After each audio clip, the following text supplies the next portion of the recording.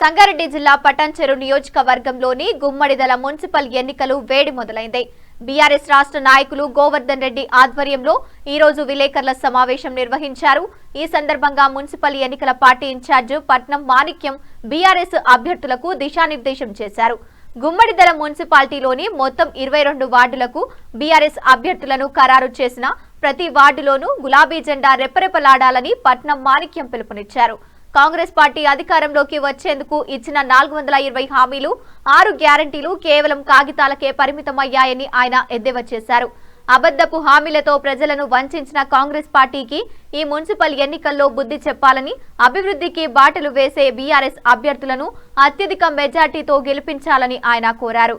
కాంగ్రెస్ ప్రభుత్వ వైఫల్యాలను ప్రజలంతా గమనిస్తున్నారు. మా 22 వార్డుల అభ్యర్థులు ప్రజల పక్షాన నిలబడి పోరాడుతారు. ఈ ఎన్నికల్లో బీఆర్ఎస్ క్లీన్ స్వీప్ చేయడం ఖాయమని ఆయన అన్నారు. ఈ కార్యక్రమంలో స్థానిక బీఆర్ఎస్ నాయకులు తదితరులు పాల్గొన్నారు. ఇక్కడ 7th నాడు ప్రోగ్రామ్ ఉంది. హరీష్ అన్న ప్రోగ్రామ్, రోడ్ షోలు ఉంటాయి. బొంతపల్లి, అన్నారం, గుమ్మడిదాల, దోమడుగు రోడ్ షోలు పెడుతున్నాం. మాకు టైం కూడా ఇవ్వడం జరిగింది ఆల్రెడీ.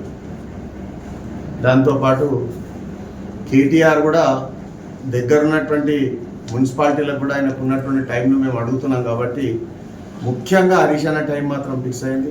తప్పకుండా ఆదినాయకుడు అంటే ఇప్పుడు కేసీఆర్ గారు అయితే వచ్చి ప్రచారం అయితే చేయడు. ఈ మున్సిపాలిటీ ఎన్నికలల్లో టైం తక్కువ ఉన్నది కాబట్టి హరీష్ అన్న యొక్క ప్రోగ్రాం ఫిక్స్ అయింది. రేపు ఇంకా మాకు పూర్తి సమాచారం అందుతుంది. ఆ తర్వాత మీకు చెప్పడం జరుగుతుంది. కౌన్సిలర్స్ అభ్యర్థులకు మీరు ఏమైనా సూచనలు చేస్తారు? సూచన మేరకే అభ్యర్థుల యొక్క సెలక్షన్ జరిగింది.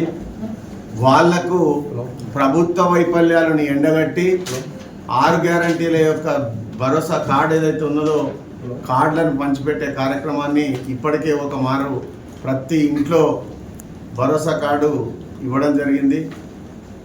దాని ద్వారా ఇంకా ఏ వార్డుకు ఉన్నటువంటి సమస్య ఆ వార్డులో ఉన్నటువంటి కౌన్సిలర్ గెలిచిన తర్వాత ఆయన ఏం చేయాలి, ఇప్పుడు చేసినటువంటి పనులు మాకంతా ముందే గుమ్మడిదాలలో కానీ, బొంతపల్లిలో కానీ, అన్నారంలో కానీ, దోమడలో కానీ మాకున్నటువంటి సర్పంచులు ఇంతకుముందు చేసినటువంటి అభివృద్ధి, వాళ్ళకు ఉన్నటువంటి మంచితనము తప్పకుండా విజయం వైపు తీసుకెళ్తుంది అనేటటువంటి ఆశాభావాన్ని వ్యక్తం చేస్తూ ఉన్నాం.